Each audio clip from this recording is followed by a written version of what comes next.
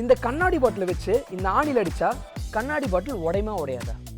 வாங்க பார்த்துருவோம். நீங்கள் எல்லோரும் உடையும் தான் நினைப்பீங்க, ஆனால் இந்த கண்ணாடி பாட்டில் உடையாது.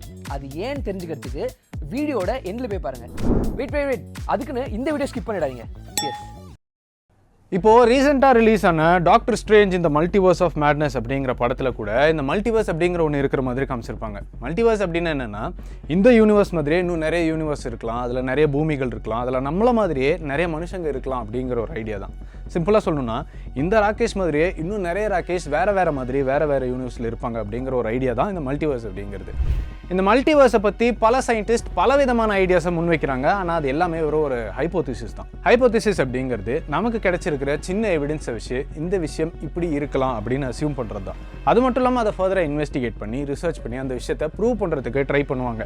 ஆனால் ப்ரூவ் பண்ணுறதுக்கு முன்னாடி வரைக்குமே அது ஹைப்போதிசிஸ் தான்.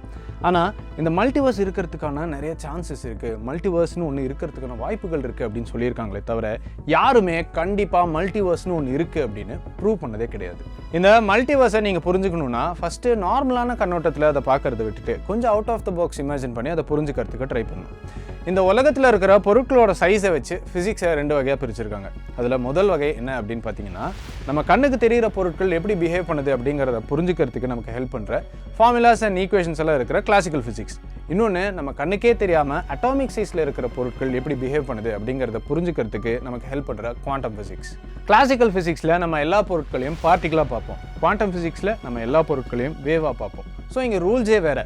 கிளாசிக்கல் ஃபிசிக்ஸோட ரூல்ஸ் குவாண்டம் ஃபிசிக்ஸில் அப்ளை ஆகாது. அது மட்டும் இல்லாமல் நம்ம பாடியே ஆட்டம்ஸால தான் இருக்குது அப்படிங்கிற காரணத்தினால நாமளே ஒரு குவாண்டம் வேவ் தான் அப்படின்னு சொல்கிறாங்க. இந்த குவாண்டம் லெவலில் பொருட்கள்லாம் என்ன மாதிரியான ரூல்ஸில் ஃபங்க்ஷன் ஆகுது அப்படிங்கிறத தெரிஞ்சுக்கணும்னு நீங்கள் ஆசைப்பட்டீங்கன்னா, journey to the world of mysteries அப்படிங்கிற ஒரு வீடியோவை ஆல்ரெடி நாங்களே பண்ணியிருக்கோம். ஸோ இந்த வீடியோவை பாஸ் பண்ணிவிட்டு மறக்காமல் அந்த வீடியோவை போய் பாருங்கள். ஆனால் பார்த்துட்டு திரும்பி இங்கே வரணும். சரி, இப்போ நம்ம இந்த குவாண்டம் வேர்ல்டுக்குள்ளே போகிறதுக்கு ட்ரை பண்ண போகிறோம்.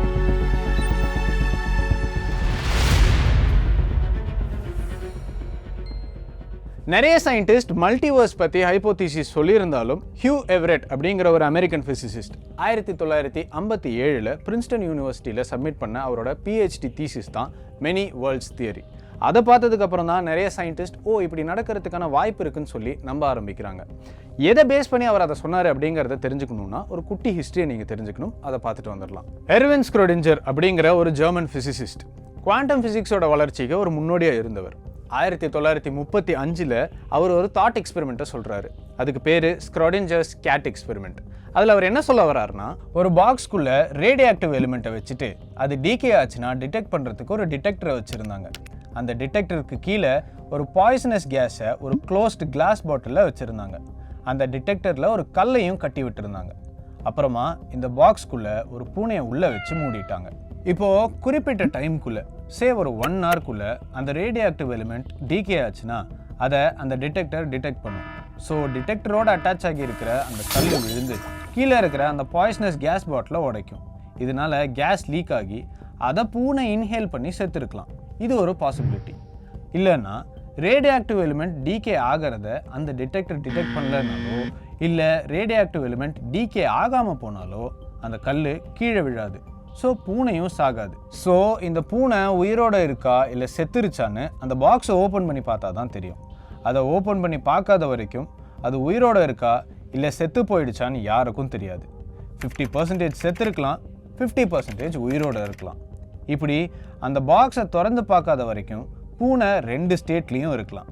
அந்த ஸ்டேட்டுக்கு பேர் தான் சூப்பர் பொசிஷன் ஸ்டேட். சப்போஸ் அந்த பாக்ஸை ஓப்பன் பண்ணதுக்கப்புறம் அந்த பூனை சூப்பர் பொசிஷன் ஸ்டேட்டில் இருக்காது. ஏன்னா அந்த பூனை உயிரோடு இருக்கா இல்லையான்னு நமக்கு தெரிஞ்சிடுமே.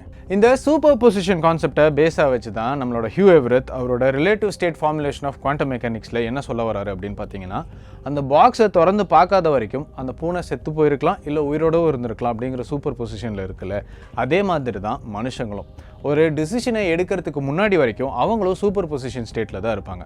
அந்த டிசிஷன் எடுக்கிற அந்த செகண்ட்லேருந்து அந்த யூனிவர்ஸ் ஸ்ப்ளிட் ஆயிரும். அந்த டிசிஷனுக்கு எவ்வளோ பாசிபிலிட்டிஸ் இருக்கோ அவ்வளோ யூனிவர்சஸ் கிரியேட் ஆகும் அப்படின்னு சொல்கிறாங்க. இதுதான் மெனி வேர்ல்ட்ஸ் இன்டர்பிரிட்டேஷன். இப்போது உதாரணத்துக்கு நீங்கள் ஒரு டைஸை உருட்டுறீங்கன்னு வச்சுக்கலாம். அந்த டைஸில் ஏதாவது ஒரு நம்பர் விழுகிறதுக்கு மொத்தம் 6 பாசிபிலிட்டிஸ் இருக்குது. சப்போஸ் நீங்கள் டைஸை உருட்டி உங்களுக்கு 1 விழுந்துருச்சு அப்படின்னா பாக்கி இருக்கிற 5 பாசிபிலிட்டிஸும் நடந்தே தீரும். ஆனால் வேறு யூனிவர்ஸில் நடக்கும். கேட்கவே ஸ்ட்ரேஞ்சாக இருக்குல்ல? இப்போது நீங்கள் டைஸை உருட்டுறீங்களே, அந்த டைஸில் ஏதாவது ஒரு நம்பர் விழுகிற வரைக்கும் அந்த டைஸு சூப்பர் பொசிஷன் ஸ்டேட்டில் தான் இருக்கும். இந்த சூப்பர் பொசிஷன் ஸ்டேட் குவாண்டம் லெவல்லையும் நடக்கிறதுனால அது இங்கேயும் நடக்கிறதுக்கு வாய்ப்பு இருக்குது. ஸோ மல்டிவர்ஸ்க்கான வாய்ப்பு இருக்குது அப்படின்னு ஹைப்போதீசிஸில் சொல்கிறாங்க. இரு நீ சொல்கிறதெல்லாம் நான் எங்கேயோ ஒரு படத்தில், அதுவும் தமிழ் படம் 12B. அதில் பஸ் ஏறினா ஒரு கதை, பஸ்ஸில் ஏறலைன்னா இன்னொரு கதை. அப்போது அதுவும் மல்டிவர்ஸ்னு சொல்கிறியா? வெல்யா மேபி. அது மட்டும் இல்லாமல் அமெரிக்காவில் இருக்கிற டெனசி லேப்ஸில் வேற ஒரு யூனிவர்ஸ்க்கு போகிறதுக்கு வெறித்தனமான ரிசர்ச் எல்லாம் போய்கிட்டு இருக்கு அப்படின்னு சொல்கிறாங்க. ஒருவேளை அது மட்டும் சக்ஸஸ் ஆகிடுச்சு, நம்மளும் டாக்டர் ஸ்ட்ரேஞ்ச் மாதிரி வேறு யூனிவர்ஸ்க்கு அடிக்கடி போயிட்டு வரலாம். நான் அடுத்த வாரம் மல்டிவர்ஸ் போறேன்.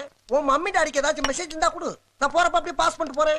இந்த மெனிவல்ஸ் தியரி பற்றி இன்னும் நீங்கள் டீப்பாக தெரிஞ்சுக்கணும்னு நினச்சிங்கன்னா ஷான் கேரோல் அப்படிங்கிற ரிசர்ச் ப்ரொஃபஸர் எழுதின சம்திங் டீப்லி ஹிடன் அப்படிங்கிற புக்கை போய் படிங்க. யாருக்கு தெரியும், இந்த மல்டிவர்ஸ் அப்படிங்கிறது வெறும் ஹைப்போதிசிஸ் மட்டும் கிடையாதுப்பா, அது ரியல் தான் அப்படின்னு ஃபியூச்சரில் ப்ரூவ் பண்ணலாம். இல்லை இதெல்லாம் ரியல் கிடையாதுப்பா, ஜஸ்ட் தியரி மட்டும் தான் அப்படின்னு ப்ரூவ் பண்ணலாம். எது நடக்க போகுது அப்படிங்கிறத நம்ம பொறுத்து இருந்து தான் பார்க்கணும். நீங்களும் நம்ம டாக்டர் ஸ்ட்ரேஞ்சோட மல்டிவர்ஸ் மாதிரி உங்களோட மல்டிவர்ஸில் நீங்கள் என்னென்னலாம் பண்ணிட்டு இருப்பீங்க அப்படிங்கிறத எனக்கு கமெண்ட் பாக்ஸில் சொல்லுங்கள்.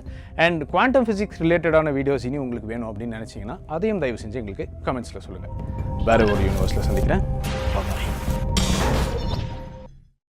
இப்போ என்கிட்ட ஒரு ஆணி இருக்கு. இப்போ இந்த ஆணியை சுத்தியல் வச்சு அடிச்சா ஆகும்,